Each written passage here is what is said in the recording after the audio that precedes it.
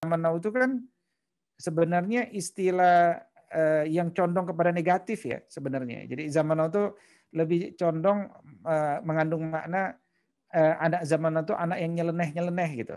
Anak-anak yang tidak seperti anak-anak dulu gitu. Padahal anak-anak zaman now hari ini segera menjadi anak zaman old itu. Nanti 20 tahun kemudian ada lagi zaman now berikutnya itu ya. Jadi biasa ya, hari ini modern, besok kuno gitu. Hari ini now, besok old gitu. Itu biasa gitu. Nah, pendidikan itu sejatinya adalah yang paling penting adalah melahirkan generasi beradab. Nah, ini kenapa beradab itu tentu ada kajian sendiri, cukup panjang, saya coba lewatin beberapa tema dasar. Saya cuma ingin kuatkan adalah ketika kita mengkaji tentang pendidikan berbasis adab ini, ada banyak kitab yang kita bisa rujuk ya Bunda ya. Ini 10 kitab yang bisa menjadi satu referensi ya. Mulai dari karya Al-Bukhari, Al-Mawardi, Al-Ghazali, Al-Jilani, As-Suhrawardi, An-Nawawi, As-Suyuti, Al-Haddad, ya, Said Utsman bin Yahya dan Hasyim Asy'ari. Ya. Yang kemudian kita perkaya dengan beberapa pendapat dari yang lain-lain. Pertama, adab itu memang memiliki beberapa kali perubahan makna ya. Jadi kosakata adab itu kosakata yang sudah digunakan oleh orang Arab sebelum Nabi Muhammad SAW menjadi nabi. Yang dulu maknanya adalah jamuan makan, gitu, undangan makan. Itu dulu adab yang dulu. Tetapi kemudian ketika Nabi datang, kosakata adab itu menjadi diubah, ya, menjadi diubah dan dikaitkan dengan proses pendidikan, sehingga dikenal dengan istilah ta'dib. Ya, ta'dib itu proses penanaman adab. Jadi yang disebut pendidikan itu bukan sekedar ta'lim, tadris, tarbiyah, tetapi dia adalah ta'dib. Ya. Kata Syed Muhammad Aqib Al-Atas, ta'dib itu lebih sempurna, lebih lengkap. Kenapa? Karena dalam ta'dib itu sudah mencakup semua-semua yang tadi saya sebutkan. Sekaligus dengan ta'dib itu menetapkan bahwa orientasimu adalah melahirkan generasi beradab. Makanya siapa muadibnya? Muadib itu istilah untuk guru yang berorientasi pada adab. Siapa muadib dan muadibahnya? Ya, suka tidak suka, siap tidak siap.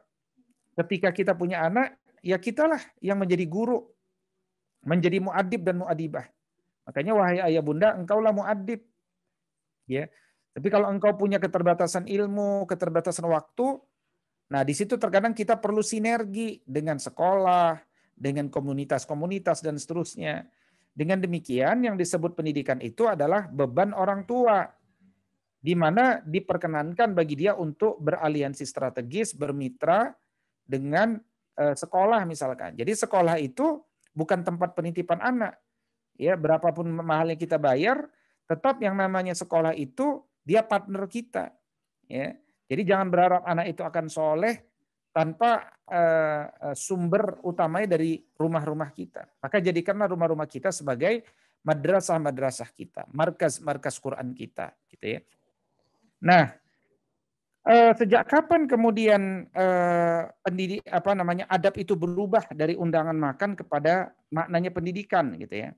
Nah, itu sejak kemudian Nabi SAW membangun pesan-pesan adabnya yang berbasis Quran, ayah bunda.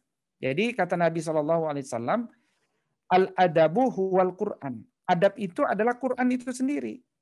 Ya, jadi kalau seseorang itu ingin belajar adab, maka dia dekati Quran. Ya, dunia ini nggak ada yang netral. Jangan sampai kita punya anak-anak baru belajar baca Quran sesudah mahasiswa. Ya, sesudah besar, meskipun tidak ada yang terlambat gitu ya. Jangan sampai kemudian mereka baru mulai mentadaburi sesudah berumur 30-40 tahun. Nah, itu tentu tanggung jawab kita para orang tuanya. Ya. Kemudian kata Nabi Shallallahu Alaihi Wasallam, Inna hazal Quran ma'dubatullah. Sesungguhnya Al-Quran ini adalah jamuan adab dari Allah. Artinya ketika dia melahap ilmu-ilmu Al-Quran itu, dinikmati, dihayati, dan itu butuh waktu panjang, tulus zaman, ya karena menuntut ilmu itu tidak sebentar, maka kemudian perlahan-lahan, ya perlahan-lahan kemudian terjadi perubahan pada dirinya, ya. Nah, itu yang pertama, yang kedua. Yang ketiga, Nabi SAW juga mengatakan, Adabani Rabbi fa ahsana ta'dibi. Allah telah memberikan ya pelajaran adab yang terbaik untukku ya dan kurikulum adab yang terbaik. Ya, jadi Nabi SAW adalah the true muaddib ya, seorang muaddib yang utama ya, seorang teladan sebagai muaddib. Makanya kalau kita nanti belajar bagaimana cara Nabi mengajarkan anak-anaknya, bagaimana membangun nalariahnya, bagaimana membersihkan jiwanya. Nah, itu sebaik-baik muaddib, sebaik-baik guru adalah Rasulullah Shallallahu Alaihi Wasallam. Karena itu yang perlu kita gali, kita pahami, dan kita praktikkan. Ya, daripada kemudian kita trial and error atau membuat teori-teori baru. Ya, karena satu kesepakatan atau pendapat ulama ya bahwa tidak baik suatu zaman itu kecuali dia menggunakan kurikulum di zaman sebelumnya yang memang sudah terbukti gitu ya. Nah, di dalam slide ini menjelaskan beberapa makna adab itu yang pada hakikatnya bukan sekedar baik di batin, tapi juga lahiriahnya baik, zohirnya baik. Ya, bukan hanya dalam hatinya tapi perkataannya, perbuatannya. Nah, karena itu makna adab itu bukan sekedar kebaikan yang sifatnya parsial, apalagi cuma sekedar sopan santun gitu ya. Nah, kemudian ada yang mengatakan adab dulu sebelum ilmu, ya. Al ilmu qoblal amal wal amal tabi'uhu. Itu ngambil dari mana gitu. Itu ngambil, itu bukan semacam tagline untuk bisnis ya, tapi itu memang satu pemahaman yang sudah dipahami oleh ulama-ulama salafus saleh. Dan tadi Ustaz Erwin sudah mengutip satu pesan dari Imam Malik ketika sudah tua kepada seorang pemuda yang itu dia copy paste dari ibunya ya, dari ibunya ya. Bagaimana ibunya dulu ketika Imam Malik akan berguru ke Rabi'ah dan sudah dipakaikan pakaian yang bagus, pakaian penutup ilmu mismarah, dipakaikan penutup kepala, peci dan lilitan kepala. Ya, artinya secara pakaian Imam Malik sudah layak menuntut ilmu karena menuntut ilmu itu pakaiannya harus baik ya. Kemudian dipesankan oleh ibunya kepada Imam Malik sebelum berangkat menuju Rabi'ah, menuju rumah Rabi'ah, wahai Malik, ya, ambillah adab gurumu sebelum engkau mengambil ilmu darinya. Jadi yang dipesankan oleh seorang ibu yang benar, seorang ibu yang solihah adalah bukan ambil ilmunya ya nak, tapi ambillah adab gurumu ya sebelum kau ambil ilmunya. Karena yang paling mahal tuh adab gitu. Kalau ilmu sekedar pengetahuan, itu dunia internet globalisasi ini sudah menyediakan hampir segala-galanya. Tapi dunia internet tidak menyediakan pembelajaran adab gitu ya. Karena itu banyak hal yang tidak bisa tergantikan ya daripada pengadaban itu sendiri. Nah, bukan hanya Malik ya, bukan hanya Imam Malik. Ya. Semuanya ini sebenarnya berawal ya diantaranya dari firman Allah Subhanahu Wa Taala dalam Quran surat At-Tahrim surat 66 ayat ke-6.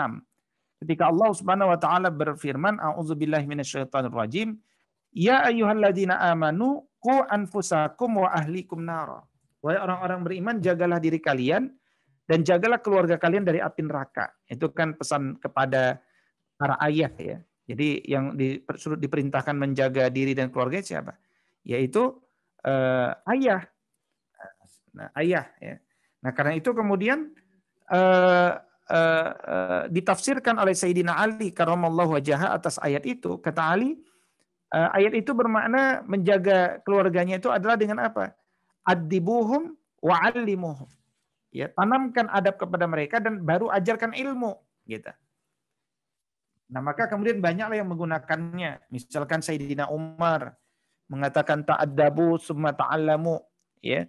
Atau kemudian sharing dari Abdullah ibn al-Mubarak ya. Beliau katakan ta'allamtu adab salasuna sanah wa ta'allamtu ilm isrin. Dulu aku belajar adab 30 tahun, kemudian belajar ilmu 20 tahun. Lamaan mana belajar adab apa belajar ilmu? Ternyata lebih lama belajar adabnya daripada belajar ilmunya. Makanya seandainya Imam Syafi'i ya hanya mengejar ilmu dari Imam Malik, sungguh kitab Al-Muwatta itu sudah dihafal di dalam kepala. Ya, dalam proses menggali ilmu 17 tahunnya Imam Syafi'i itu. di padang pasir, ya. Jadi tetapi setelah dia hafal Al-Muwatta di dalam kepalanya itu, Imam Syafi'i tetap ingin berguru dengan Imam Malik. Kenapa? Karena yang dia kejar itu keberkahannya, gitu. Nah, ini yang disebut sebagai apa namanya, pelajaran-pelajaran di masa lalu itu. Dan banyak sekali ya, banyak sekali pelajaran-pelajaran di mana orang-orang dulu itu lebih mengejar adab dari ilmunya. Tapi ternyata benarlah kata Yusuf bin Al-Husain, bil adabi tafhamul ilm. Dengan adab justru engkau lebih mudah memahami ilmu. Kalau nggak pakai adab, mungkin engkau tahu ilmu, ya namanya pengetahuan. Tapi engkau biadab. Biadab itu artinya tidak beradab gitu. Bi itu bahasa Persia artinya tidak, ya. Biadab itu artinya tanpa adab gitu. Nah, karena itu kata Nabi SAW, wahai para orang tua, kebaikan itu datang dari Allah. Betul itu iman. Tetapi adab itu datang dari orang tua, kata Nabi SAW. Ya, artinya jangan berharap anak itu beradab kalau tidak ditanamkan, diteladankan, diistiqomahkan oleh seorang tua, ya, oleh orang tuanya, gitu. Baik ayah maupun bundanya. Nah, karena anak beradab itu tidak boleh sekedar menunggu kasih sayang Allah, tapi dia hendaknya diusahakan oleh orang tua sebagai amanah dari Allah. Jadi ketika Allah mengkaruniakan kita anak, yakinlah bahwa Allah memberikan kisah hidup yang terbaik, gitu ya. Ya, karena itu kemudian orang tua harus lelah, berkeringat, dan kelelahan kita, menangisnya kita dalam menanamkan adab-adab baik pada jiwa anak-anak kita, insya Allah akan diganti oleh Allah Subhanahu Wa Taala dengan kemudahan masuk ke jannahnya, gitu. Nah, adab itu ada yang dimudahkan Allah, sahabat semuanya, tapi ada yang butuh latihan lama. Ya. Jadi adab dalam konteks sholat misalkan. Banyak anak-anak muda yang kemudian tidak sholat, ya, atau bahkan kemarin ada video di mana ada TikTok seorang dua wanita remaja ketika sholat dia ketika sujud ternyata malah membuat atraksi dua-duanya itu dan direkam dan viral gitu ya, dengan mengangkat kedua kaki yang menjulur ke atas. Itu sudah besar itu, ya, sudah besar, mungkin sudah di atas SMA. Ya, itu menunjukkan dia ketiadaan adab. Ya, jadi kadang-kadang kita lihat anak kita pintar, IPK-nya 4 ya dan seterusnya. Itu hanya nilai-nilai di atas kertas dari hasil hafalan pengetahuan kering dari makna. Ya, sejatinya anak-anak itu ya belum mencintai adab dan belum mengenal adab gitu. Nah, ini yang kemudian berbahaya ya dalam desain anak-anak kita itu. Nah, ketika kita memerintahkan anak kita, belum tentu itu mudah. Makanya Allah katakan, wa'mur ahlaka bis-salati wastabir 'alaiha. Perintahkanlah keluargamu untuk sholat dan bersabar ya. Menunjukkan bahwa Allah saja Maha mengetahui bahwa mendidik anak itu nggak mudah. Perlu komitmen, perlu pembiasaan gitu ya. Apakah mendidik sholat anak zaman dulu sama anak zaman now itu beda? Yang beda hanya zamannya. Tetapi bagaimana orang tua menanamkan pembiasaan adab baik kepada anak itu harusnya sama. Dan dampaknya pun insya Allah sama. Gitu. Ya, misalkan anak-anak zaman now sekarang, kalau sejak kecil kita biasakan bangun subuh, ya, kita biasakan berangkat ke masjid, kita gandeng tangannya, ya, kita ajak diskusi, ngobrol, bicara, dan seterusnya. Dia akan menikmati kesehari-hari dalam subuh berjamaah di masjid itu. Nah, itu satu pembiasaan baik, ya, satu investasi yang memang melakukannya harus bertahun-tahun dengan penuh kesabaran. Tapi begitu sudah dapat, masya Allah, mudah gitu, ya, akan langgeng, lestari gitu. Nah, karena itu adab itu ada yang dimudahkan Allah kata Imam As-Surawardi, tapi ada yang butuh latihan yang lama. Berikutnya adab itu Quran tadi sudah saya sampaikan.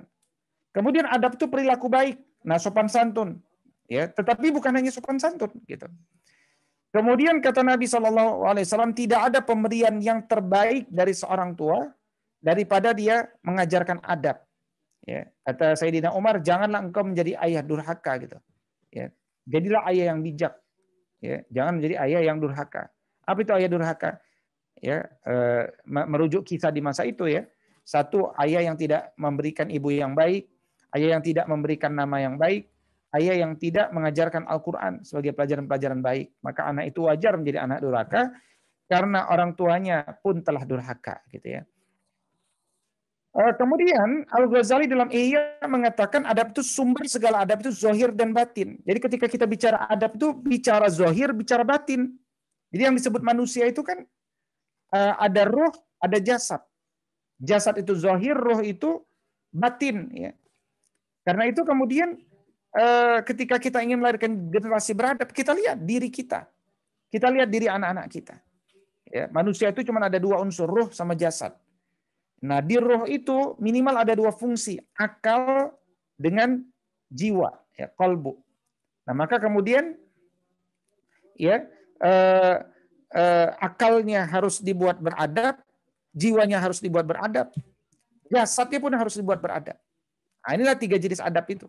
Ya, dia bukan hanya zahir saja atau bukan hanya batin saja. Berikutnya kata Nabi, adab itu adalah kedisiplinan. Ya, jadi ketika kita mempelajari Islam ini, kita kan menjadi orang-orang yang disiplin. Ya, misalkan dalam masalah akidah kita berpikirnya benar, ya, lurus. Dalam masalah ibadah kita juga dapat beribadah dengan benar. Akhlak kita juga terpuji. Ya, kemudian kita menjadi ingin lebih bermanfaat bagi orang lain, misalkan. Ya, atau kemudian kita menjadi urusannya menjadi semakin teratur, rapih gitu. Munazzamun fi syu'unihi. Ya. Itu capaian-capaian ya dari yang harus bisa menjadi referensi sehingga bisa diukur gitu. Nah, itu kira-kira secara umum ya. Sehingga dari slide ini kita dapat mengambil benang merahnya ya bahwa adab itu adalah satu bentuk kedisiplinan yang lengkap dari apa? Dari akal, jiwa dan jasad. Karena itulah apa yang saya sampaikan itu kemudian ya kita dapat baca dari yang juga disimpulkan oleh Syed Muhammad Aqib Alatas, seorang pakar pendidikan dunia, orang Bogor tapi sekarang telah menjadi tokoh di Malaysia, menjadi warga negara Malaysia. Bahwa yang pertama dia katakan dalam The Concept of Education in Islam, a framework for an Islamic philosophy of education, bahwa education is a process of instilling something into human beings. Ya, jadi pendidikan itu adalah proses meneteskan sesuatu ke dalam jiwa manusia. Makanya dalam pendidikan itu ada proses, ada kontennya apa, ada penerimanya siapa. Ya kita jelas penerimanya anak kitanya zaman now. Maka perlu kita pelajari, emang apa bedanya anak zaman now dengan anak zaman old? Itu dulu kita sepakati. Kedua, setelah kita kenali perbedaan, kita lihat apa problematika. Ada orang berbeda tapi nggak ada problem. Ya, ada orang kelihatan sama tapi ada problem. Nah, ini ada orang berbeda, zaman berbeda, problem berbeda misalkan. Nah, itu kita identifikasi. Ya. Nah, pendidikan itu harus bisa menyampaikan, ini kan kalimatnya bukan installing tapi instilling, meneteskan sesuatu gitu ya, perlahan-lahan. Jadi pendidikan itu perubahan yang bertahap. Mental itu kan tidak bisa direvolusi, yang bisa dia dievolusi, jadi bertahap. Ya, ada tahapan-tahapannya. Ya. Nah, Islam kemudian mengajarkan kepada kita bagaimana kita harus mengetahui tahapan-tahapan daripada perkembangan murid-murid kita, khususnya murid-murid ideologis kita di rumah, gitu ya. Kemudian kita lihat dalam konten pendidikan sekarang ada persoalan nggak? Ya, bahan ajarnya persoalan nggak? Ya, kalau persoalan wajar kalau kemudian banyak kasus-kasus anak tidak beradab yang muncul di bumi Indonesia hari ini gitu ya. Nah kalau gitu apa yang harus kita lakukan? Ya perbaiki kontennya, ya buat alternatif kontennya, atau dukung mereka untuk menuliskan kontennya gitu ya. Kita belum bicara bagaimana proses pembelajarannya. Gitu. Jadi ada proses, ada konten, ada resipien. Kemudian Alatas menjelaskan bahwa adab itu adalah the discipline of body, mind, and soul. Adab itu adalah disiplin jasad, akal, dan jiwa. Jadi ruh dengan jasad tetap satu, karena jasad itu kendaraan jiwa. Tapi jiwa itu kita bagi pada dua fungsi ya, berdasarkan fungsinya, yaitu akal, yang kedua adalah jiwa. Ya beda fungsinya apa? Akal itu mengalirkan informasi-informasi hanya yang benar untuk dihayati dan dipelajari oleh kolbu. Nah, tugas kolbu adalah memutuskan yang paling beradab, yang paling tepat, ya, berdasarkan informasi-informasi benar yang disuplai oleh akal tadi. Nah, itu yang kemudian secara mudah disebut tentang apa itu adab. Karena itu definisi dari al-atas ini menjadi memudahkan kita bagaimana melahirkan adab itu secara komprehensif. Oh, akalnya harus cerdas secara Qur'ani, jiwanya harus bersih dengan Al-Qur'an, dan jasadnya harus kuat dengan bimbingan Al-Quran. Supaya apa? Ketiganya itu dibutuhkan to assure the recognition and acknowledgement of one's proper place in relation to one's physical, intellectual, and spiritual capacities and potential. Ya.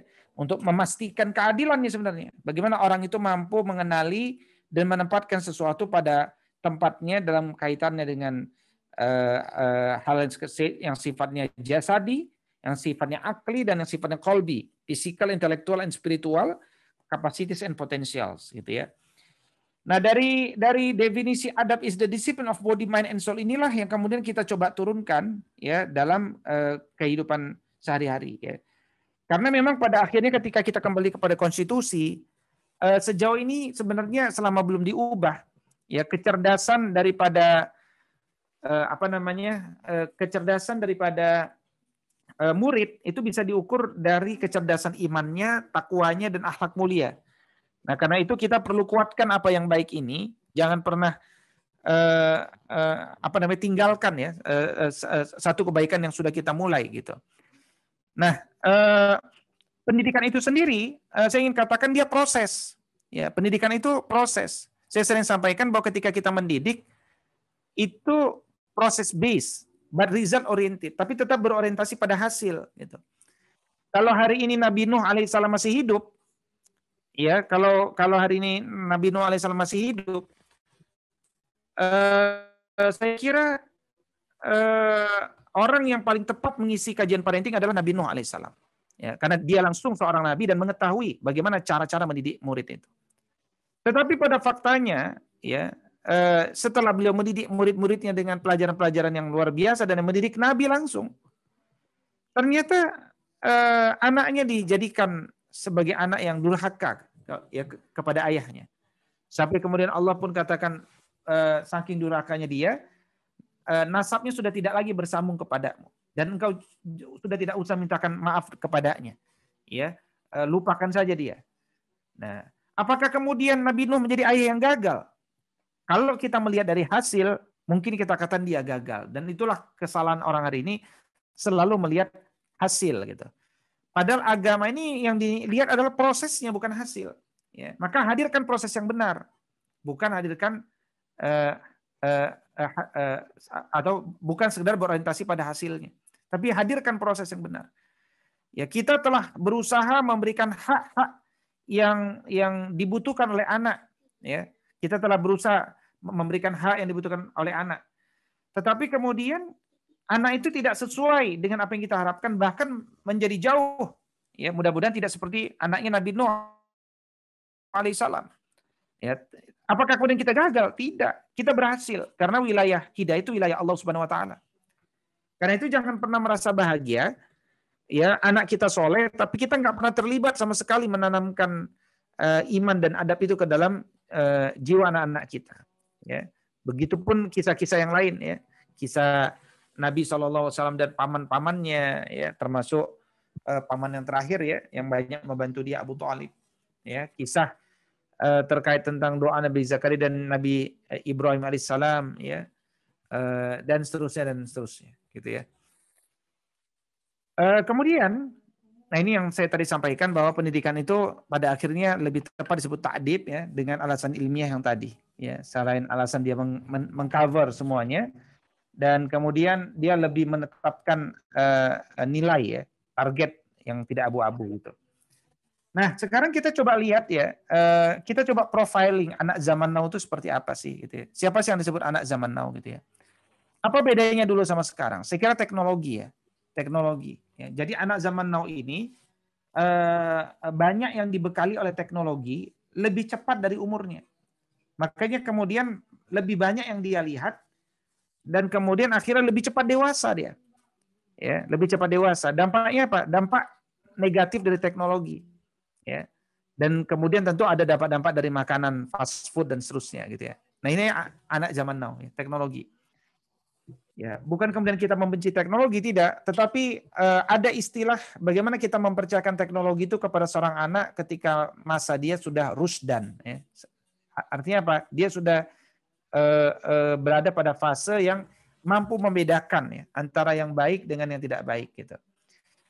Nah, dengan teknologi pendidikan kemudian lebih mudah diakses hari ini. Tapi ternyata kalau memang segala sesuatu itu sudah tersedia, malah lahir kemalasan intelektual. Banyak anak-anak yang sekarang malas.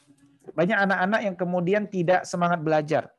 Apalagi di sekolah-sekolah negeri itu ada banyak masalah. Kenapa? Karena ketika dia dikeluarkan dari satu sekolah, ya, dia dapat dengan mudah untuk pindah ke sekolah yang lain tanpa ditanya kenapa dia pindah dan seterusnya dan seterusnya. Ya, kenapa harus begitu? Untuk mengejar kuota. Ya. Nah ini persoalan-persoalan yang lain gitu ya.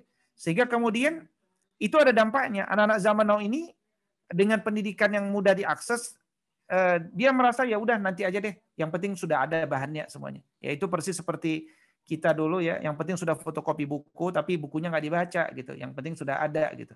Ya jadi muncul kemalasan intelektual. Fight-nya kurang kuat gitu. Di samping perkembangan regulasi dan seterusnya. Ya dulu kalau guru mencubit ya itu orang tua pun turut mendukung murid ya. Kalau sekarang guru mencubit itu bisa masuk penjara misalkan. Jadi itu juga sangat berpengaruh ya dengan semakin apa namanya tingginya ya dada-dada daripada anak-anak zaman now itu sekarang ya. Mereka menjadi semakin lebih tidak merasa tidak boleh diganggu ya. Belum lagi intervensi hak asasi manusia, belum lagi intervensi rancangan undang-undang penghapusan kekerasan seksual, RUU Strip KS, semuanya menyerang orang tua untuk kemudian meninggalkan tugasnya sebagai pendidik bagi anak zaman now ini. Kemudian anak zaman now ini lebih banyak bersosial media daripada bersosialisasi langsung dalam ukhuwah, ya. Jadi pertemuan-pertemuan yang ada dia tidak bisa lepas dari gadget ya. Jadi dia selalu pegang, kenapa? Dia nunggu momen-momen terbaik untuk bisa selfie dan seterusnya ya. Nah, ketika kemudian dia selfie, tujuannya adalah sekedar supaya bisa update di sosial media gitu. Ya, supaya sekedar update di sosial media. Pertanyaan saya adalah sebenarnya siapa yang memberikan kurikulum di rumah itu bahwa di usia tersebut dia sudah bisa punya gadget misalkan. Itu siapa? Nah, kalau ternyata itu orang tuanya, berarti itu bagian daripada kurikulum yang telah disampaikan oleh orang tua ya, kepada anaknya. Jadi wajar kalau anak kemudian tidak bisa lepas dari games dan gadget karena ternyata orang tuanya yang memperkenalkan dulu, ya, bahkan memfasilitasi gitu.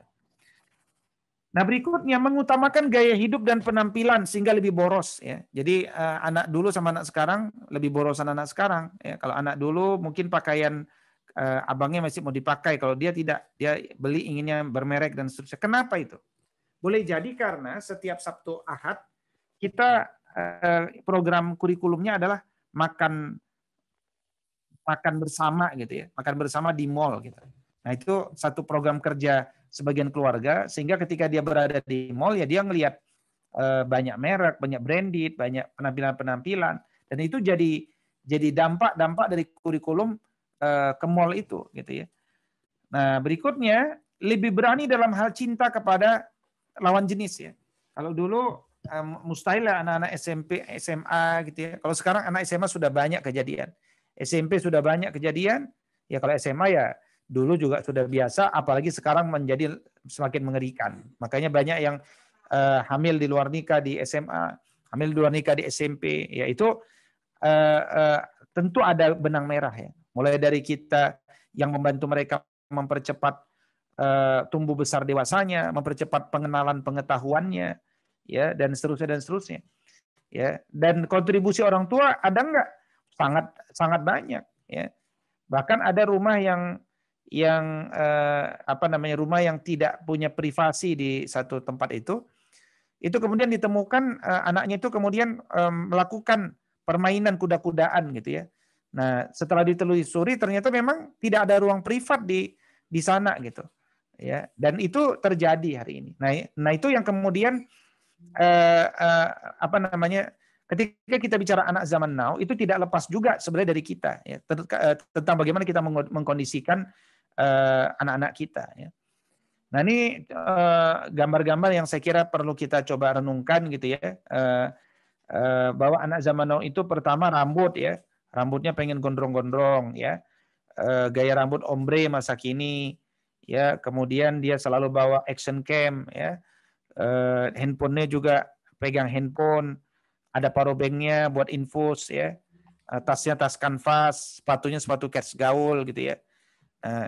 Tujuannya apa? Tujuannya supaya dia bisa update status. Ada kebahagiaan tersendiri ketika dia mampu update status gitu ya. Kemudian dia inginnya bermerek luar negeri ya.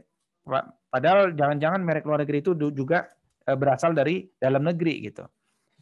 Nah, bangun tidur yang dia ingat bukannya sholat dan seterusnya, tapi gadget ya. Dia lihat apa status terbaru ini yang terjadi ya.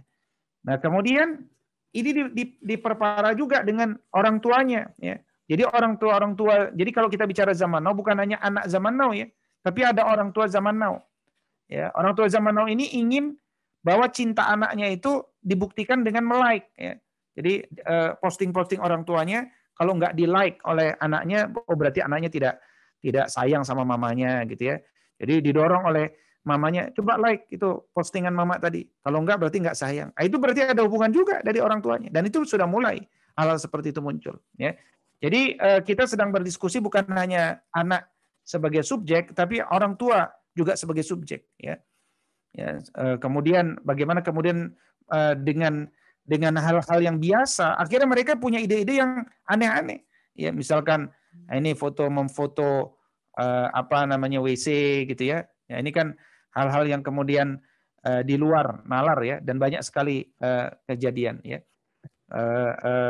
Dengan adanya aplikasi TikTok misalkan, akhirnya ada demam TikTok, ada dansa TikTok ya.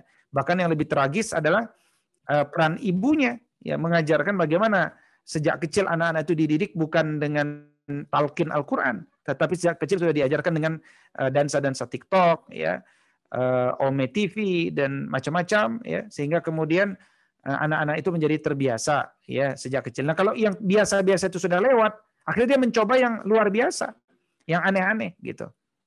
Ya. Nah, kemudian perbincangan mereka pun sudah relatif dewasa ya. Sudah relatif dewasa ya.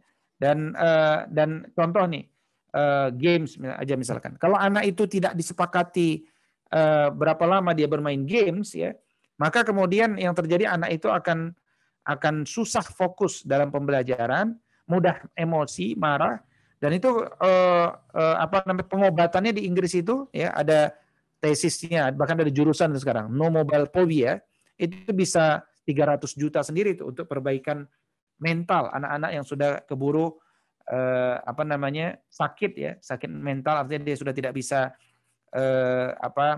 mengelola sel-sel saraf otaknya yang kemudian hanya cenderung pada sesuatu gitu. Ya.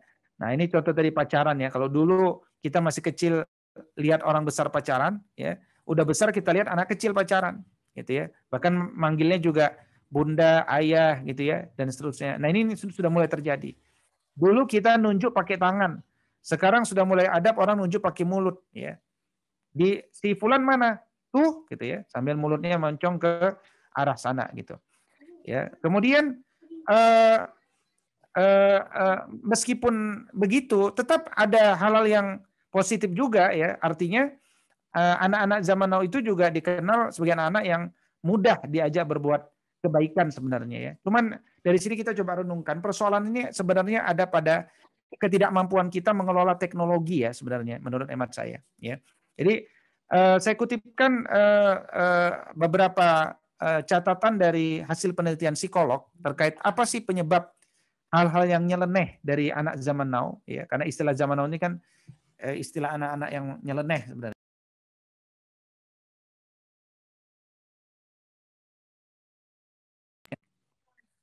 Yang pertama, modeling yang terjadi di lingkungan membuat anak tersebut meniru apa yang mereka lihat. Peran serta lingkungan sangat mempengaruhi pertumbuhan anak. Ini kesimpulan pertama para psikolog ya. Model itu dari mana? Bisa model dari ayahnya, bisa model dari bundanya. Ya. bunda yang senang TikTok, ya anak akan senang TikTok.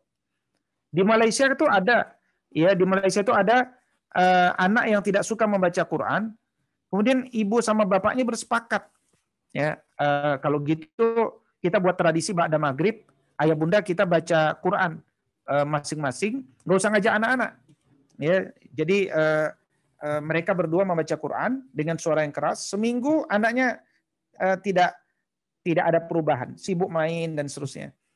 2 minggu mulai ada perubahan, mulai bertanya-tanya, mama baca apa sih? Kenapa tiap hari dan seterusnya. Nah, sebulan ternyata anaknya sudah ketagihan ikut-ikutan ibunya tilawah Quran. Ya.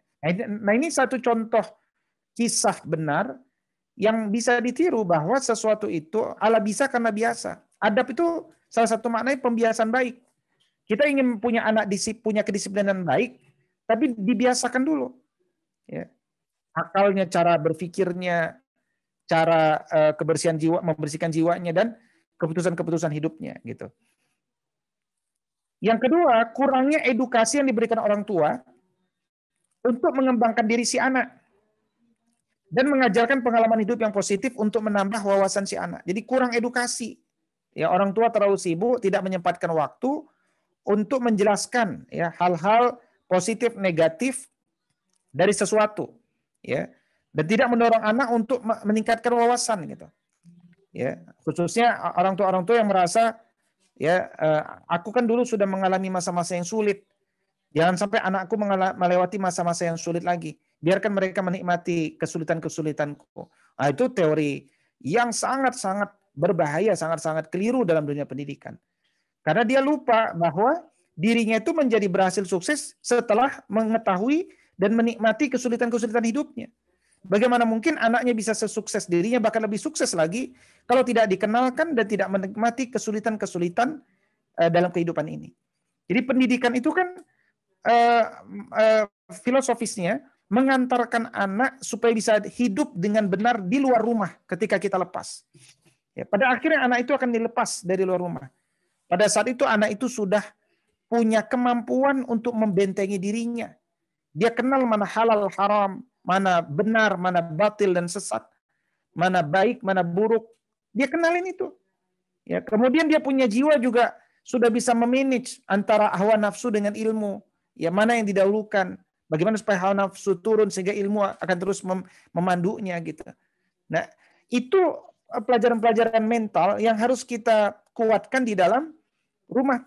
Jadi ada satu penelitian, pendidikan itu kan perpaduan rumah, keluarga, rumah, sekolah dengan lingkungan. Nah, sebagus-bagusnya sekolah membuat kurikulum itu kan nggak satu hari full gitu, ya kecuali dia boarding school. Nah, ini berubah ya. Karena itu dampak dari rumah itu bisa 60%. Dampak sekolah itu hanya 20%. Sisanya lagi ada di 20%. Nah, sayangnya yang 20% itu sering distigmakan oleh anak sebagai kebebasan. Kenapa? Karena di rumah dan di sekolah dia tidak mendapatkan kebebasan. Nah, di mana? Di lingkungan dia mendapatkan kebebasan. Nah, karena itu banyak anak yang kemudian tidak paham bahwa kebebasan itu tidak bisa sebebas-bebasnya. Kebebasan itu ada batasnya, ya. Sehingga kemudian mereka betul-betul lepas gitu ya, dan berbeda antara di rumah, sekolah maupun di lingkungan lepas. Kok bisa seperti itu? Karena dia tidak kokoh mengenali apa yang baik dan buruk bagi hidupnya ketika di luar rumah itu. Ya. Berikutnya ketiga, kurangnya pengawasan orang tua. Ya, kita nggak pernah punya waktu yang cukup untuk mengawasi apakah wudhu anak kita bagus tidak. Ya. Anak kita kalau sedang diganggu sholatnya di masjid, apakah dia membatalkan sholatnya dan mengganggu temannya lain atau tidak? Ya, dia kalau bermain, mainnya dengan siapa? Kita seperti terlalu sibuk untuk mengawasi anak-anak kita, gitu ya. Ya, sehingga kita tidak tahu perkembangan anak-anak kita. Nah, berikutnya, anak-anak sekarang banyak disodori musik atau film yang mendayu-dayu. Jadi mudah terbawa emosi, dan itu dampaknya logikanya tidak berjalan dengan semestinya, kata psikolog gitu ya. Bahkan kadang-kadang juga musik dan film itu bisa meningkatkan birahinya, bisa mendorong tumbuh kembang kedewasaannya. Yaitu ada penelitian-penelitian ke arah sana gitu ya. Nah, kemudian lemahnya iman sang anak yang membuat anak tersebut tidak bisa menolak melakukan hal yang dilarang oleh norma dan agama, namun justru dipikirnya dapat membuatnya terlihat keren. Jadi banyak anak-anak yang justru malu ya terlihat Islami ya. Dan itu diperparah dengan sekularisme yang sudah mulai merasuki banyak institusi pendidikan maupun kampus ya. Bahkan ada kampus terkenal di Indonesia ini yang sering disebut kampus terbaik gitu ya. Yang mahasiswa-mahasiswanya sudah tidak berani lagi mengucapkan assalamualaikum. Karena mereka yang mengucapkan assalamualaikum itu dipersepsikan sebagai orang radikal dan seterusnya. Ya, sampai dosennya saja bingung gitu ya. Ketika dia masuk mengucapkan assalamualaikum, seluruh mahasiswa menjawab semangat pagi atau selamat pagi. Nah, itu cerita 2 bulan lalu itu. Ya, dan satu cerita-cerita benar yang kemudian terjadi. Jadi serangan itu luar biasa dari berbagai sisi gitu. Makanya benteng yang paling kecil itu adalah rumah tangga. Nah, rumah tangga ini sekarang mau dihancurkan juga melalui RUU penghapusan kekerasan seksual. Kalau itu terjadi, nggak ada lagi benteng di negeri ini, maka anak pun menjadi bebas sebebas-bebasnya ya sejak kecil ya nantinya dengan berbagai dalih-dalih ya baik comprehensive sexual education, human rights ya relasi kuasa dan seterusnya. Baik, kita sebagai orang tua sadarilah bahwa kita ini adalah guru bagi anak-anak kita. Tapi kita juga coach, ya. Coach itu motivator. Kita itu memberikan motivasi-motivasi kepada anak-anak kita. Ya, khusus anak-anak, misalkan saya punya anak sudah SMP, SMA, apalagi yang sudah SMA. Nah, kita sudah mulai persepsikan kita ini sebagai teman dia, ya. Sehingga bahasa kita, ya, cara berbicara kita, tekanan-tekanan kita itu sudah berbeda, ya. Kalau anak usia SD itu seperti seperti raja, ya, artinya dia dijaga betul. Nah, ketika SMP itu kemudian dia sudah mulai diberikan kepercayaan. Nah, usia SMA kuliah itu diberikan titipan amanah, ya. Sampaikan kepadanya bahwa kita itu menitipkan hanya kepada Allah Subhanahu wa taala. Ya, karena itu banyak dialog dengan mereka dan mereka punya banyak masalah karena mereka sedang mencari jati diri. Nah, di sini kita menjadi coach terbaik dalam hidupnya. Karena itu jangan mudah menjustifikasi mereka, ya karena mereka itu bergerak berdasarkan lingkungannya. Dia kan juga pengen tampil di tengah teman-temannya. Ya, dia juga korban daripada teman-temannya juga. Nah, karena itu harus kita munculkan kasih sayang. Ya memang berat hidup di masa hari ini dibandingkan masa lalu, gitu. Ya, yang memang situasinya berubah. Yang itu kata asal muasalnya dari teknologi itu. Ya, dari teknologi itu membuat perubahan yang cukup drastis, gitu. Nah, kemudian peran orang tua juga sebagai trainer, gitu. Ya, trainer. Kalau kita punya anak seperti saya misalnya punya anak 4, kita bisa bagi tugas yang nyapu anak nomor ini, yang cabut rumput ini, yang bersihkan parit ini dan ini. Dan bukan hanya sekedar memberikan tugas, tapi kita training dia. Ya, kalau mencuci piring yang benar bagaimana? Mencabut rumput yang mana dicabut seperti apa? Ya, membersihkan parit seperti apa? Ya, membersihkan kolam, menguras kolam, membersihkan lagi gimana? Itu anak-anak mulai dari kecil sampai besar silakan. Ya, mereka akan belajar, mereka akan punya pengalaman. Ya, dan itu pendidikan. Ya. Jangan sampai ya ada satu kisah seorang anak yang dulunya rajin masak, rajin mencuci, kemudian dia kuliah dia SMA di sekolah boarding yang mahal ya di Indonesia ini, setelah keluar lulus malah nggak bisa masak, malas nyuci dan seterusnya. Kenapa? Karena semuanya disediakan selama 3 tahun. Makanan disediakan, ya, minuman disediakan, jajan banyak, ya kan? Kemudian pakaian dicuci. Nah, akhirnya dia nggak bisa hidup. Kalau nggak ada yang mencuci, nggak ada yang menyiapkan, nggak ada yang membelikan. Itu bukan pendidikan. Gitu. Jadi pendidikan itu harus terukur. Ya, salah satunya adalah qadirun alal kasbi, dia mandiri. Ya. Nah, kemudian ketika dia punya penyakit hati, ya, atau kemudian dia sedang disakiti oleh teman dan seterusnya, kita para orang tua itu menjadi terapis. Ya. Kita berdialog, kita menterapi luka-luka mereka, kita berikan motivasi kepada mereka. Makanya jangan sampai kita meremehkan momen-momen penting bagi anak-anak kita itu. Apa itu? Satu, momen-momen ketika anak-anak kita setoran puncak hafalan Quran misalkan. Ya, katakan dia hafal 30 juz ya. Nah, ketika fase setoran akhir itu yang memang disediakan untuk dihadiri oleh orang tuanya, hadiri, jangan sampai tidak hadir gitu. Ya. Kemudian ketika anak kita sakit, mungkin kena COVID atau demam berdarah atau apa, kita harus dekat di dia dan banyak mendoakan dengan keras sehingga dia merasakan, oh ternyata sebaik-baik orang tua itu, sebaik-baik teman itu ya orang tua yang selalu siap menerima apa adanya. Teman kita belum tentu menerima siap apa adanya. Gitu. Nah, itu peran-peran kita ya. Nah, kemudian sebagai teman ya, sebagai teman. Ya, jadi sebagai teman itu kita kalau ada yang kita tidak setuju dengan anak kita, nggak usah kita langsung justifikasi pada saat itu, karena itu akan merusak suasana pertemanan dan akhirnya dia malas untuk ngobrol lagi dengan kita. Ya, tetapi catat saja, oke, ini anak punya masalah dalam hal ini. Maka itu nanti bisa diluruskan pada momen-momen yang tepat. Misalkan dalam halakoh-halakoh keluarga, ya dalam majelis-majelis ilmu, dalam circle time, family time, ya pada saat itu kita bisa sharing hal-hal yang tidak menjurus secara to the point, karena anak-anak itu kadang mudah baper, mudah sakit hati dan seterusnya.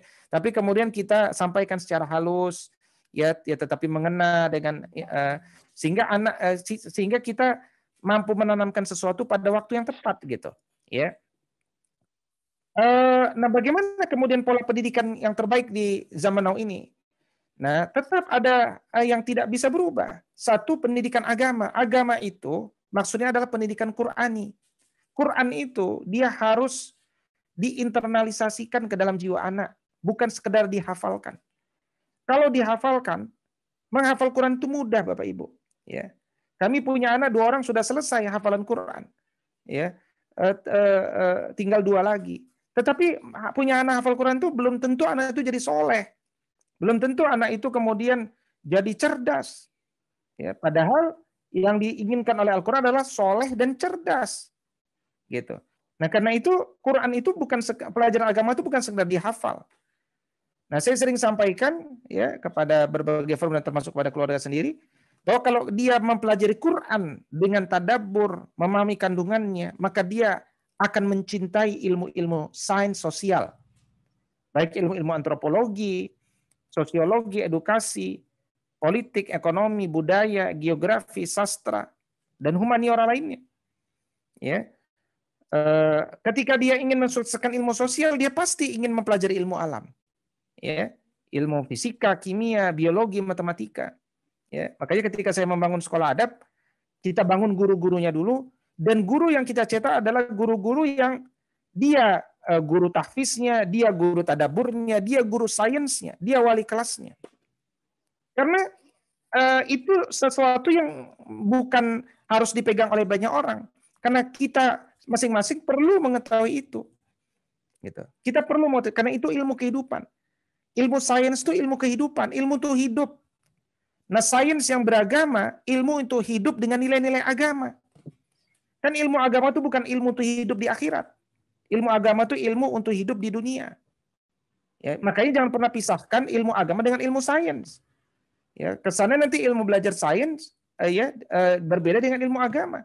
Atau pelajaran ilmu agama disempitkan hanya sekedar pelajaran fikih toharoh semata. Itu keliru sama sekali. Gitu. Itulah yang kemudian menyebabkan anak-anak kita mengalami dikotomi antara agama dengan sains. Nah, berikutnya kasih sayang. Ya, bagaimana kita mampu menyayangi anak kita sama dengan menyayangi anak murid-murid kita yang lain. Ya, banyak kejadian kita lebih sabar mendidik anak orang lain daripada anak kita. Nah, harusnya keliru kan? Ya. Nah, makanya ketika saya buat sekolah adab, ya sama, ini anak kita juga murid kita semuanya sama. Kita buat belajar sama. Kemudian kita orang tua itu adalah hendaknya teladan dalam tutur kata. Kita memilih kata-kata yang baik, anak-anak itu pasti akan meniru. Oh, orang tuaku dulu begitu. Ya. Kalau orang tua salah, kita minta maaf sama anak kita, dia akan belajar juga. Oh, kalau aku salah, aku minta maaf. Ya. Jadi kalau kita nggak pernah minta maaf sama anak kita anak kita pun nggak pernah mau minta maaf sama orang lain.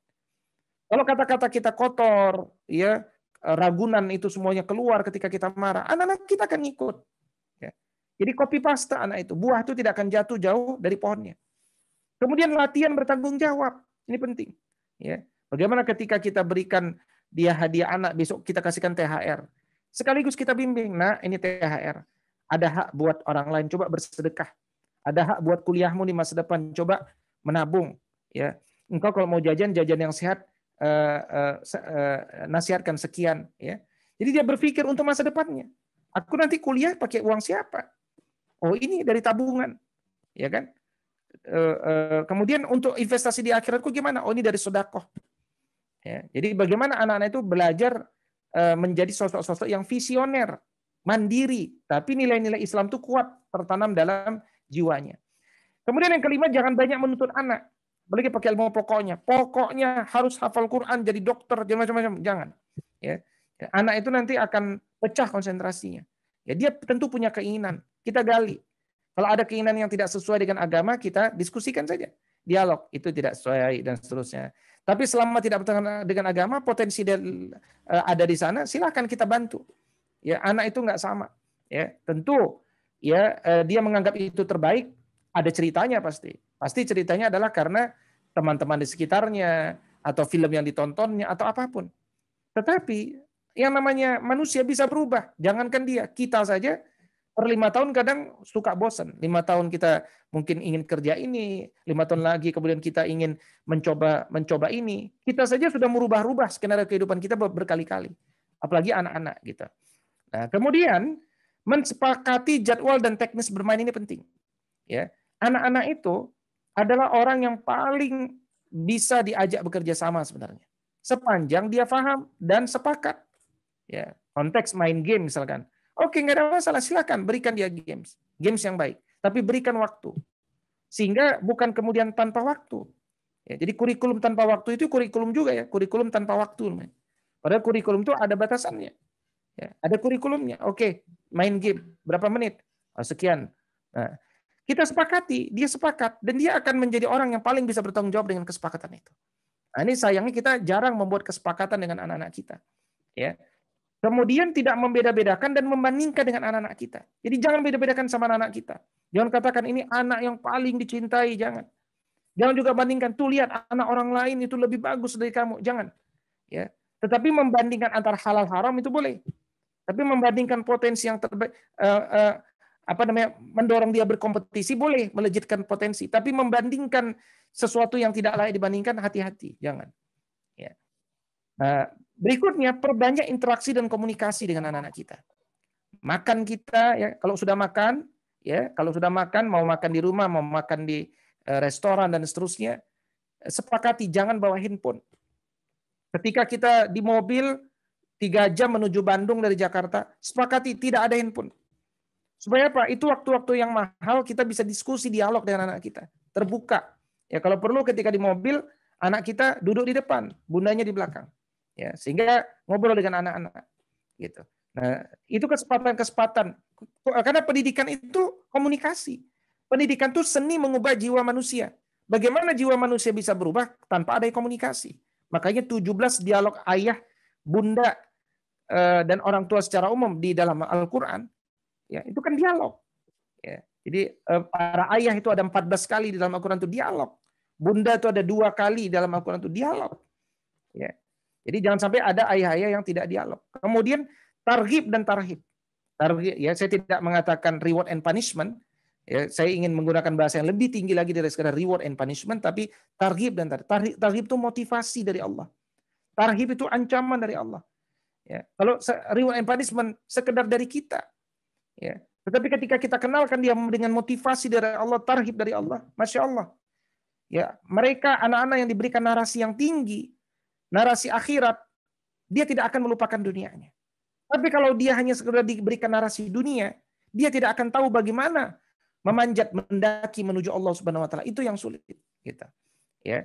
Nah, yang ke-10, kita dialog dengan anak kita. Minta dia juga mengevaluasi bagaimana sifat teman-temannya, apa dampaknya. Jangan kita yang menjustifikasi. Kenapa? Karena kecenderungan anak-anak zaman now itu adalah membela teman-temannya. Ya, dia tidak suka teman-temannya disalahkan. Ya, dan mereka tidak punya keberanian untuk menetapkan bahwa temannya salah atau tidak salah. Ya, cenderung dia safe player. Ya, yang penting saya tidak ngurusin urusan orang lain. Nah, itu yang kemudian perlu kita ajak mengevaluasi. Hidup ini akan bertemu dengan berbagai macam jenis orang, ya, dan seterusnya. Baik, ada banyak yang ingin saya sampaikan, tapi karena waktu tadi sampai 14.30 kalau tidak salah ya, ini sudah 14.41 ya ternyata. Ya, mohon maaf ya. Silakan mungkin nanti bisa dielaborasi lebih dalam dari diskusi dan tanya jawab. Demikian aku qouli hadza wa astaghfirullah li wa lakum. Assalamualaikum warahmatullahi wabarakatuh.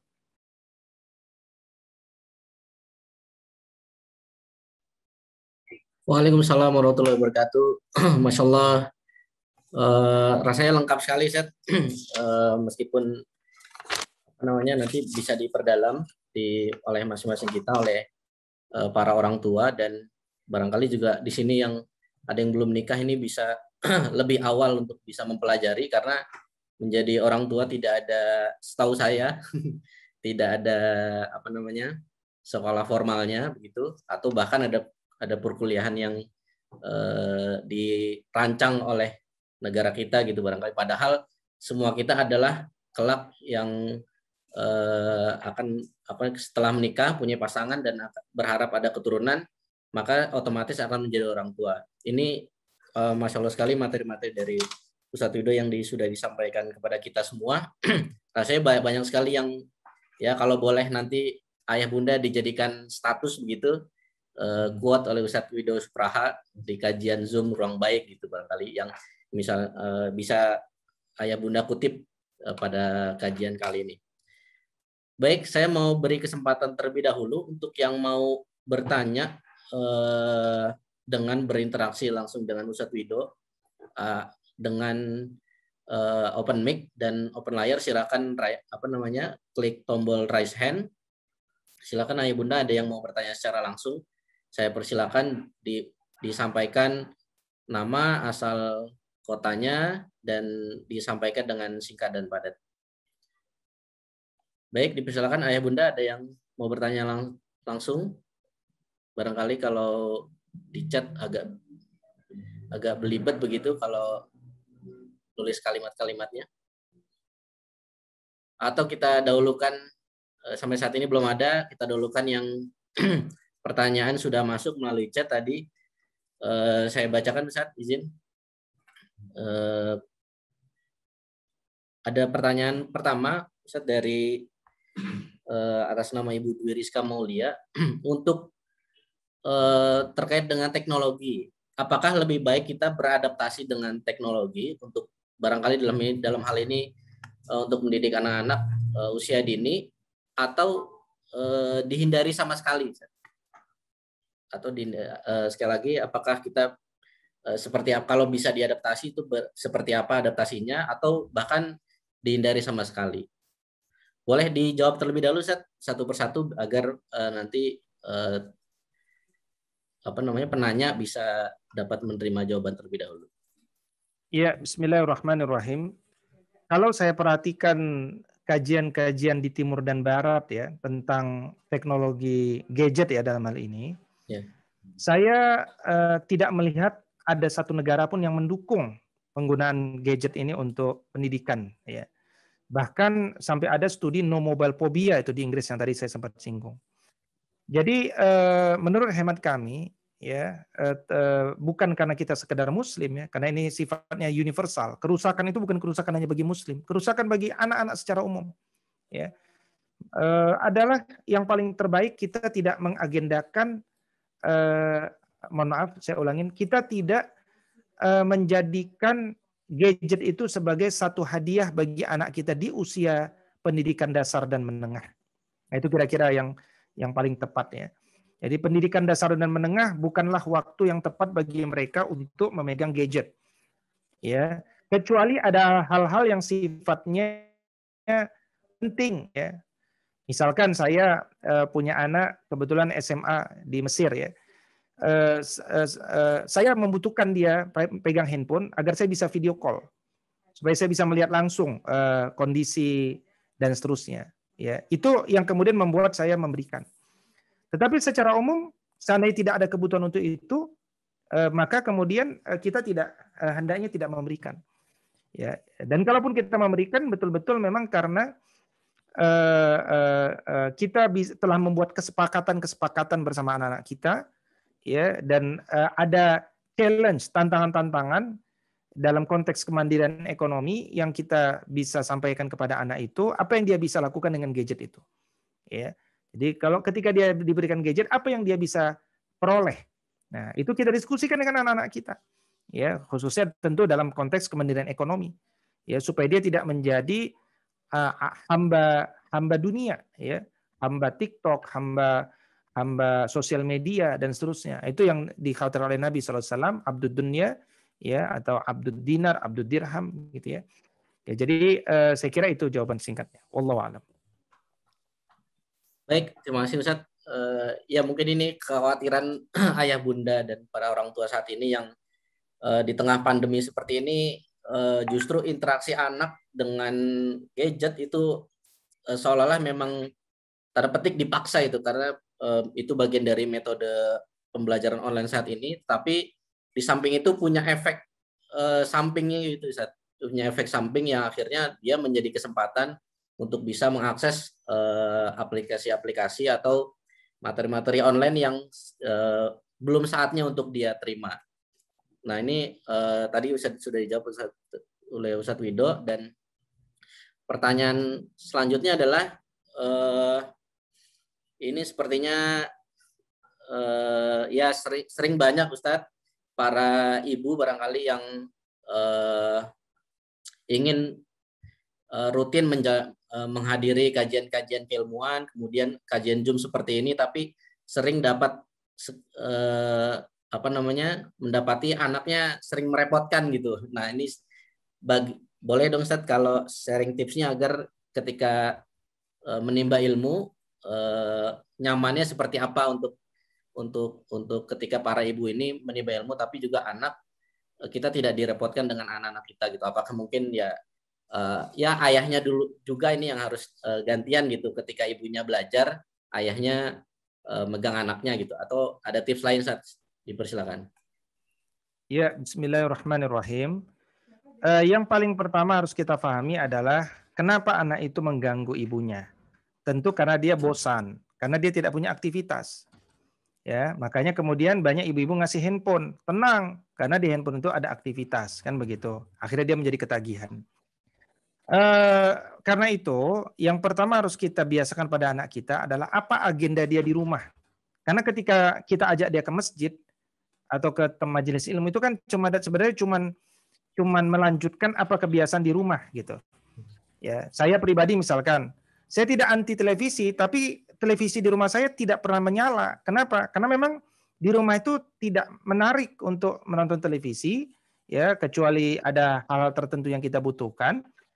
Ya, karena anak-anak punya kesibukan yang mungkin membuat mereka lebih menarik. Kenapa? Satu, di rumah kita ada banyak buku, ya. Dan itu kalau antum baca Tarbiyatul Aulad karya Dr. Abdullah Nasir Ulwan, itu memperbanyak buku-buku di rumah itu adalah salah satu salah satu pembiasaan literasi.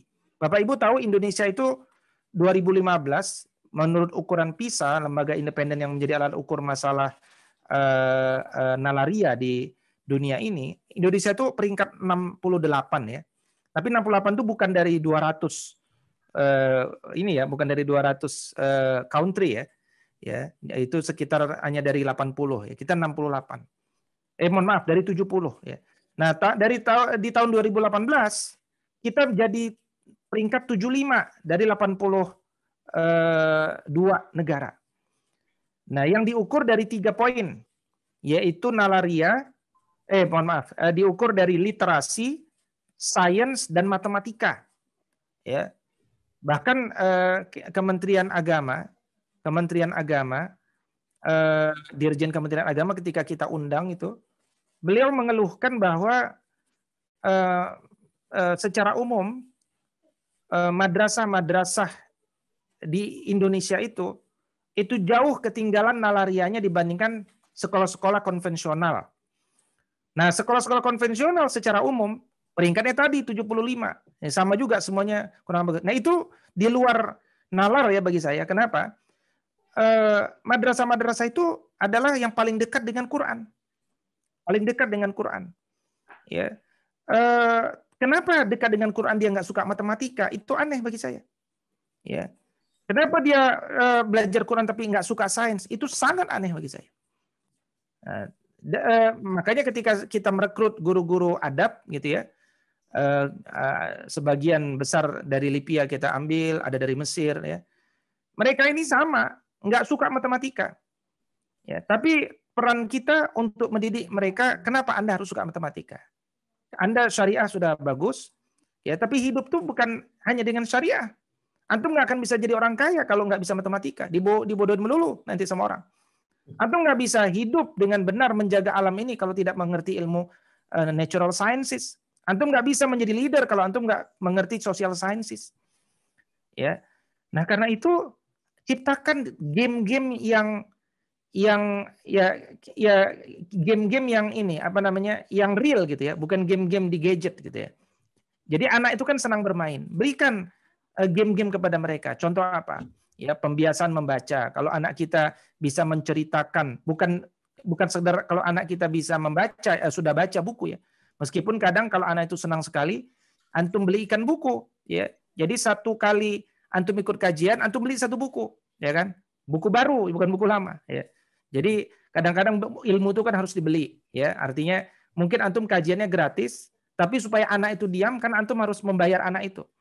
Nah, daripada antum membayar anak itu dengan cemilan, dengan es krim dan seterusnya, bayar dia dengan buku. Maksudnya apa? Antum beli buku, ya harganya 30.000, kasih ke anak itu buku baru, dia baca. Nah, kan butuh 2 jam buat dia ngabisin buku itu. Antum udah tenang, dia sibuk baca buku. Ya. Nah, ini real dan itu bisa dilakukan ya. Contoh, kemarin ada seorang datang ke rumah saya, berkenalan, ya, 2 orang, dia bawa anaknya. Anaknya mulai tidak betah. Ya. Tapi begitu saya perkenalan, nih ada buku-bukumu nih. Ambil buku yang mana? Ini. Langsung dia diam. Ya, diam baca buku. Ya, buku-buku Al-Fatih itu yang tebal itu dibaca. Padahal ini anak masih 6 tahun ya. Baca ya dari awal diam semua. Kenapa? Dia sibuk dengan literasi dan kita membantu dia literasinya tinggi gitu. Ya. Atau yang kedua kita kasih game permainan pertanyaan alaria ya. Nih, silakan kita berikan 20 soal. Kalau dia bisa jawab ya nanti kita berikan hadiah kepada dia misalkan. Nah, itu game juga buat kita. Nah, sehingga kemudian ada kesepakatan dialog sama anak kita. Umi ingin belajar ya. Kamu mau apa? Nah, tawarkan, jangan dulu kita kasih tugas. Mau apa? Mau nggak kalau kemudian kita main game jawab soal ini, ya kalau berhasil kita kasih hadiah ini misalkan. Ya, itu juga alternatif yang lain ya. Jadi sebisa mungkin bukan game menjadi obatnya, tapi biasakan dengan real kehidupan dia sehari-hari. Ya. Saya kira itu dulu salah satu contohnya. Wallah. Baik, terima kasih atas jawabannya. Saya kira komik-komik saat ini kan juga sudah ada ya, komik Islami dan mengajar apa namanya konten-kontennya itu tentang sejarah Islam, kemudian sejarah para sahabat dan para pendahulu kita yang memang apa namanya seperti Muhammad Al-Fatih itu. Kalau saya menghadirkan komik di rumah itu untuk anak-anak, itu diantaranya komik Muhammad Al-Fatih, dan itu sudah tersedia banyak saat ini konten-konten seperti itu. Terkait komik itu ya, saya mau tambahkan juga ya, cerita aja nih. Kan ibu ikut kajian. Nah, saya ngisi kajian, saya ngisi kajian, bawa anak juga dong, tiga orang lagi anak saya bawa ke masjid, gitu kan. Nah, suatu ketika saya ngisi ceramah. Ya, anak itu bermain, ya dia bermain di luar masjid dan seterusnya. Saya sampaikan bahwa ketika Sultan Al-Fatih itu berhasil menguasai negeri, ya dia naik ke puncak, di puncak itu ada si fulan, ada yang terbunuh dan seterusnya, ya kan? Nah, anak-anak ini kan bermain sebenarnya, tapi jangan remehkan anak-anak itu. Anak-anak itu ketika meskipun dia bermain, telinganya awas, ya. Telinganya itu selalu mendengarkan. Ya. Jadi saya mau cerita ketika kita selesai kajian, pulang ya, saya diprotes sama anak saya. Ya. Jadi dia bilang, tadi Abi materinya keliru. Kenapa? Yang dibunuh di atas itu kan materi rumit itu maksudnya, ya. Yang dibunuh di atas menara itu bukan si itu namanya si ini, gitu. Nah maksud saya itu yang dia kritik itu bukan materi yang umum tuh, itu materi yang rumit sebenarnya. Dan dia juga bukan sedang ikut kajian, ya dia sedang di luar dengan kakaknya dan seterusnya. Nah saya ingin katakan itu dampak-dampak literasi itu sebenarnya, ya dampak-dampak literasi yang kemudian dia mengerti. Ya. Nah satu lagi ya kemudian satu ide juga. Saat ini ada film-film dari Turki yang itu bagus sekali mengajarkan kesejarahan ya. Seperti Ertugrul, Osman, Boyanik Selçuklu, Medarmin Celaleddin ya, sampai kalau Payitat mungkin untuk bapak-bapak lah. Tapi yang 4 ini ya itu menarik ya bagi anak-anak itu, dan itu bisa menjadi satu tontonan yang juga bisa menjadi tuntunan. Karena dari situ kita akan ketemu dengan saintis-saintis ya, ulama-ulama, saintis-saintis seperti misalkan Omar Khayyam ya, Nizamul Mulk ya, kita bisa ketemu ulama seperti Ibn Arabi, Al-Ghazali yang itu bisa terekam betul dalam jiwa anak-anak kita.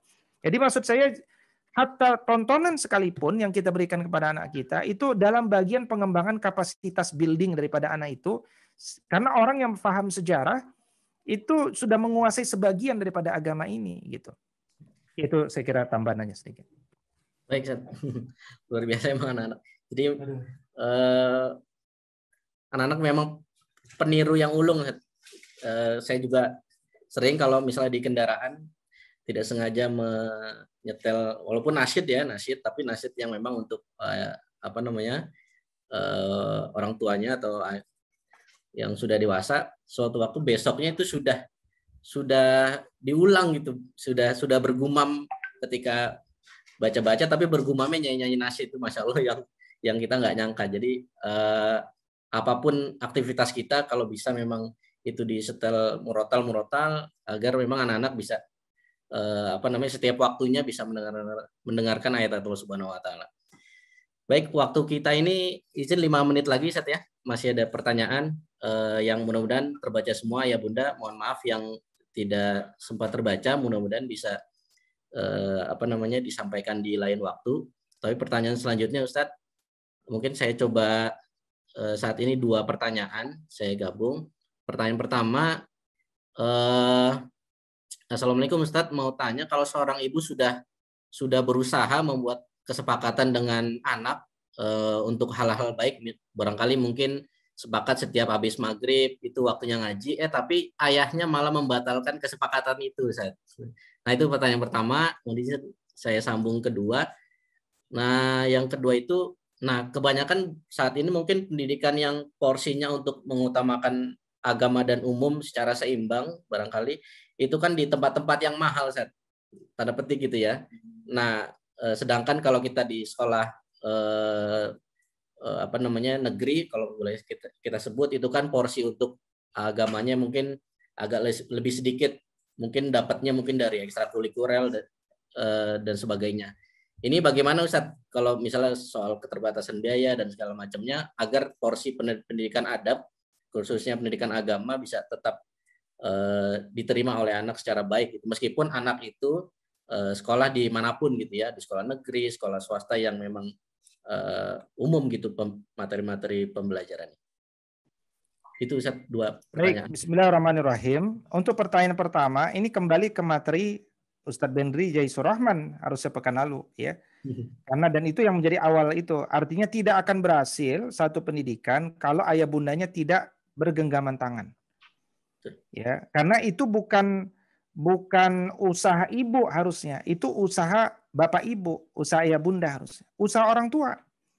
Hatta kita salah, hatta istri kita salah saja, misalkan dengan anak kita, ya dalam hal yang serius gitu ya, itu kita jangan menyalahkan di depan anak, ya, tetapi kemudian kita ajak dulu berdua ngobrol, sampaikan, ya, kemudian ingatkan itu salah, revisi. Nah, jadi ke depan anak itu kita harus satu suara, nggak boleh berbeda suara. Nah, karena itulah misalkan ya saya sharing saja.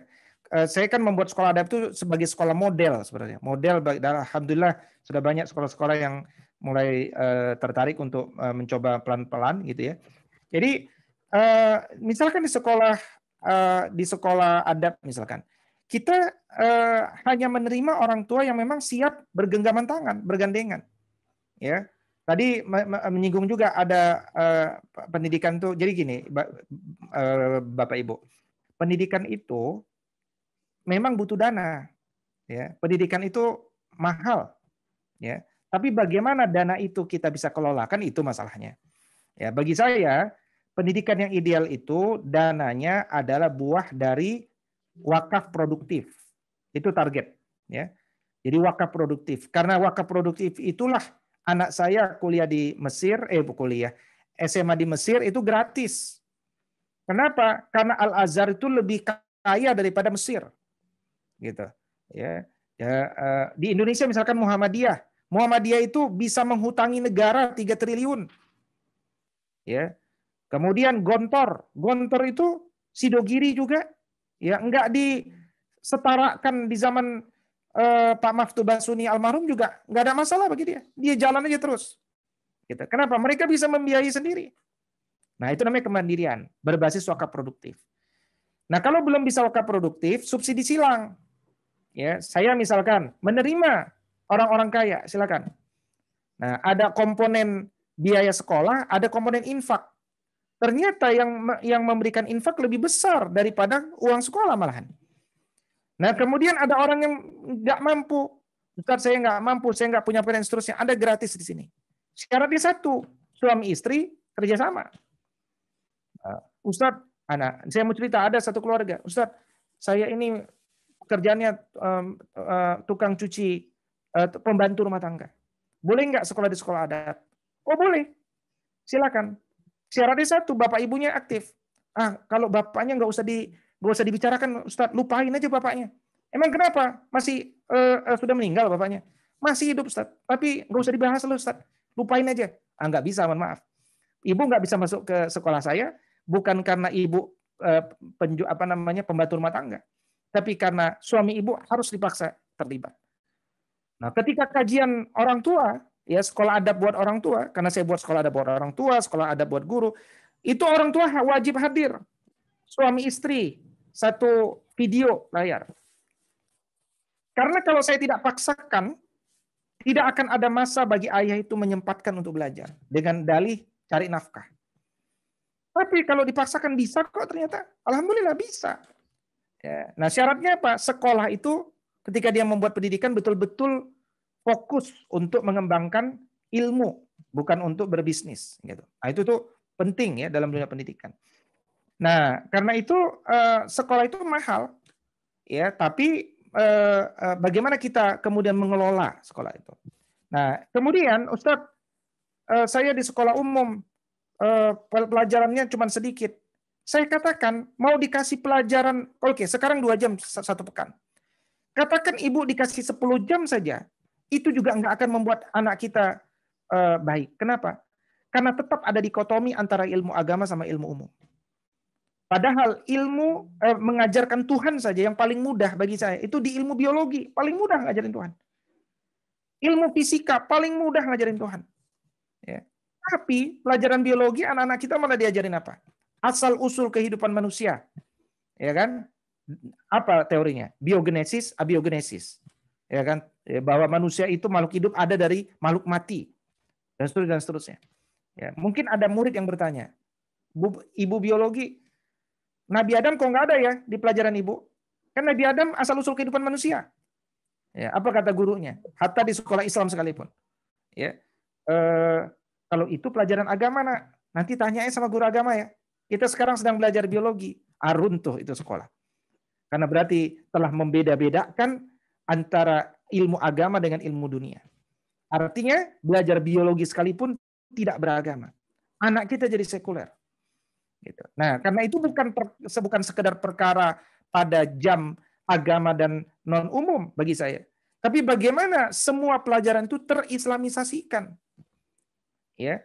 Dan bagaimana kemudian nilai-nilai Islam itu yang digunakan bukan nilai-nilai spekulasi orang Barat.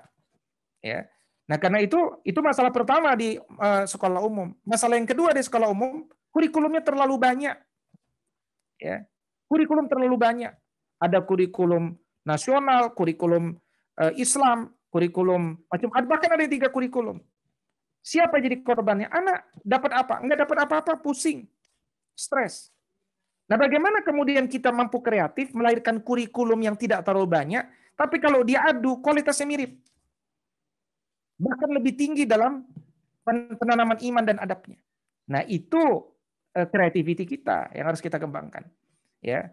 Nah, karena itu kemudian mari kita kembangkan solusi-solusi pendidikan itu mumpung negara ini masih memberikan ruang yang cukup, yang lebar untuk bagi kita mengembangkan dunia pendidikan. Nanti kalau di negeri ini betul-betul sekuler, tidak ada lagi pelajaran agama, nah itu nanti udah berondok-berondok kalau istilah orang Medan ya. Sembunyi-sembunyilah kita ngadain pendidikan itu. Kalau sekarang masih bisa terbuka. Ya, demikian wallahu a'lam. Masya Allah, jazakallahu Ustaz atas materi yang sudah disampaikan untuk menjawab pertanyaan dari ayah bunda semuanya yang sudah disampaikan melalui kolom chat. Mudah-mudahan bisa menjawab ya bagi yang sudah bertanya maupun yang mohon maaf pada ayah bunda yang sudah bertanya pada kolom chat. Tidak semua kami bacakan, mohon maaf sekali karena waktu sudah menunjukkan pukul 3 dan kita akan menjalankan sholat asar nanti insya Allah. Dan pada ayah bunda terima kasih atas waktu sesi untuk berpartisipasi pada sesi tanya jawab kali ini. Kami persilakan kepada Ustadz Wido, mohon izin untuk memberikan pernyataan penutup sekaligus memimpin doa untuk menutup kajian kita pada sore hari ini. Kepada Ustadz Wido kami persilakan. Iya, baik. Bismillahirrahmanirrahim. Bapak Ibu, ketika kita diberikan anak oleh Allah Subhanahu wa taala itu amanah. Pertanda kita mampu untuk mendidiknya menjadi anak yang soleh. Persoalannya apakah kita memang menjadi seorang yang mampu menjalankan amanah atau kita khianah. Tanda bahwa kita mampu menjalankan amanah adalah kita bersemangat untuk meningkatkan kapasitas kita. Ya, kapasitas kita. Karena itu kita banyak sedang menginisiasi ya di kampus Ibnu Khaldun tempat kami mengajar saja kita sudah menginisiasi. Kalau persetujuan belum tentu ya. Bagaimana kita perlu buat S1, S2, S3 keluarga sakinah gitu. Ya, kenapa? Ya, untuk membangun generasi itu kita perlu ilmu. Bapak Ibu kalau perlu kuliahnya S2, S3 khusus masalah keluarga sakinah. Ya, karena kita bicara melahirkan generasi peradaban. Bukan sekedar generasi tenaga terampil dan tenaga ahli, supplier bagi industri yang saat ini investasi dan teknologi dipimpin oleh Barat gitu. Nah, dan mendidik generasi itu lelah. Tapi cintailah kelelahan ya, karena kelelahan itu membawa kebahagiaan nanti pada akhirnya. Ya. Nah, karena itu mari kita tutup dengan doa, mudah-mudahan Allah jadikan anak-anak kita anak-anak soleh dan soleha, dijadikan Bapak Ibu menjadi pasangan hidup yang serasi, akur, komitmen di jalan Allah Subhanahu wa taala, dan mudah-mudahan kita, anak-anak kita, bahkan keturunan kita ya sebagaimana Quran surat At-Tur 52 ayat 21 dikumpulkan di jannahnya Allah Subhanahu wa taala. Ala hadhihi niyyah wa kulli niyatin salihah. Al-Fatihah. A'udzu billahi minasyaitonir rajim. Bismillahirrahmanirrahim. Alhamdulillahi rabbil alamin. Arrahmanir rahim. Maliki yaumiddin. Iyyaka na'budu wa iyyaka nasta'in. Ihdinas siratal mustaqim. Siratal ladzina an'amta 'alaihim ghairil maghdubi 'alaihim waladdallin. Amin. Allahumma salli ala sayyidina Muhammad. Allahumma rabbana ighfir lana wa liwalidina walil mu'minina yawma yaqumul hisab. Allahumma habbib ilainal iman wa zayyinhu fi qulubina wa karrih ilainal kufra wal fusuqa wal isyan waj'alna minar rasyidin. Allahumma inna nas'alukal huda wat tuqa wal afafa wal ghina. Allahumma inna nas'aluka ridhaka wal jannah wa na'udzubika min sakhatika wan nar. Allahumma innaka afuwun tuhibbul afwa fa'fu anna ya karim. Allahumma rabbana ja'alna muqimina as-salata wa min zurriyyatina rabbana wa taqabbal du'a. Allahumma afina fi abdanina, Allahumma afina fi asma'ina, Allahumma afina fi absarina, Allahumma rabbana hablana min azwajina wa dzurriyyatina qurrata a'yun waj'alna lil muttaqina imama, Allahumma ja'alna min ahlil Qur'an, Allahumma arhamna bil Qur'an, Allahumma rabbana atina fid dunya hasanah wa fil akhirati hasanah wa qina azaban nar, walhamdulillahi rabbil alamin. Amin amin ya rabbal alamin. Mudah-mudahan doa-doa kita semua, apalagi di bulan Ramadan ini, dan semua dalam keadaan saum berpuasa dijabah oleh Allah Subhanahu wa taala. Amin ya rabbal alamin. Baik ayah bunda yang dirahmati Allah Subhanahu wa taala, dengan doa penutup tadi dari Ustadz Wido Supraha mengakhiri sesi materi kita pada sore hari ini. Terima kasih kepada ayah bunda yang sudah bersedia mengikuti acara kajian pada hari ini sampai dengan selesai, dan mudah-mudahan setiap materi yang sudah disampaikan oleh Ustadz Wido dan sharing-sharing dari ayah bunda sekalian bisa kita pelajari bersama, karena pertama ilmu ini sangat dinamis, dan kemudian kita sebagai orang tua juga tidak boleh berhenti belajar dari waktu ke waktu, dan materi ini sangat bermanfaat, dan tapi tidak cukup untuk pada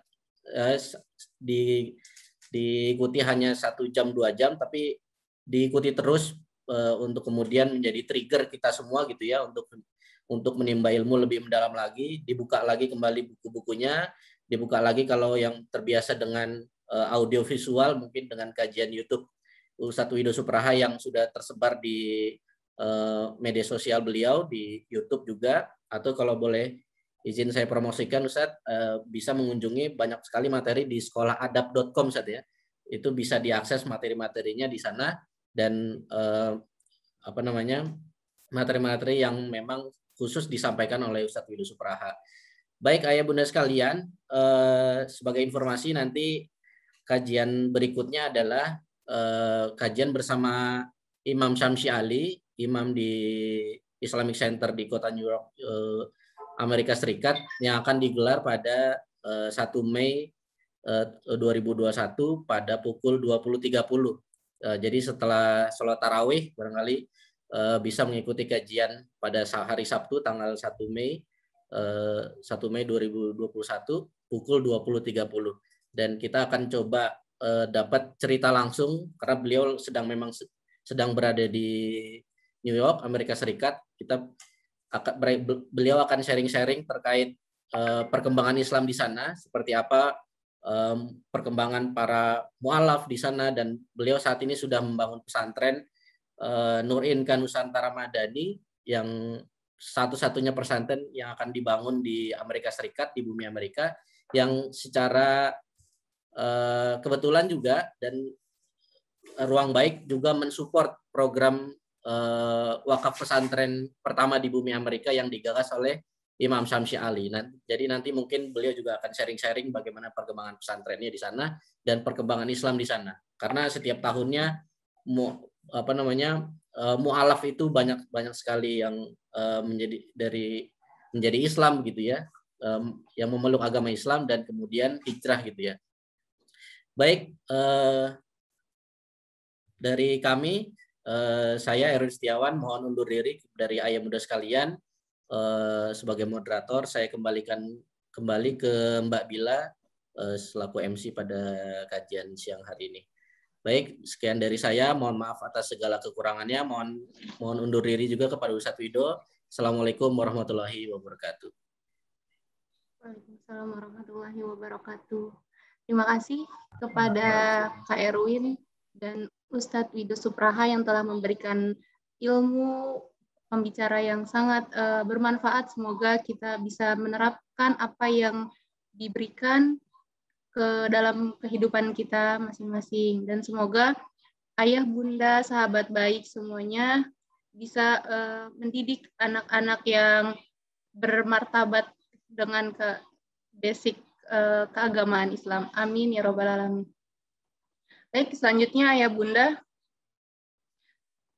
sebelum kita tutup, saya ingin mengingatkan kembali Yuk kita berdonasi, bersedekah, berinfak bersama dengan Ruang Baik, dengan program-program Ruang Baik yang insya Allah ada program berbagi Quran, program berbagi Iqra, sedekah kurma, sedekah air, mukena, dan peduli guru ngaji, bahkan wakaf pembangunan pesantren, hingga sedekah beras, dan banyak lagi program-program lainnya yang ayah bunda bisa akses di web kami di ruangbaik.com, serta ayah bunda juga bisa melakukan pembayaran zakat ayah bunda melalui Zakat Baik yang ayah bunda bisa akses di web kami di zakatbaik.org. Baik, selanjutnya sebelum penutup kita foto bersama dengan Ustadz Wido Supraha. Silahkan untuk semua ayah bunda bisa di on cam kameranya, di on semuanya.